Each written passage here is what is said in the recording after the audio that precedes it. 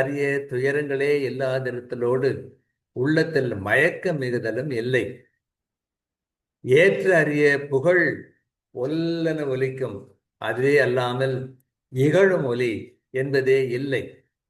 எனவும் இவை போன்றவற்றை முற்று சொல்ல வருந்தி முயன்றாலும் எதை சொல்லவும் ஏலும் அரிய திறம் வாய்த்த தமிழும் இதை சொல்வதற்கு சமமாக நின்று ஈடு கொடுக்க கூடியது அன்று என்று சொல்லுகிறார்.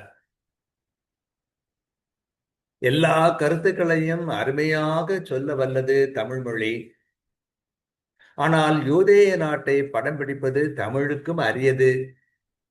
ஏனென்றால் அங்கே நற்பண்புகள் உண்டு, பாவங்கள் இல்லை. பாவங்கள் இல்லை என்பதனால் துன்பங்கள் இல்லை.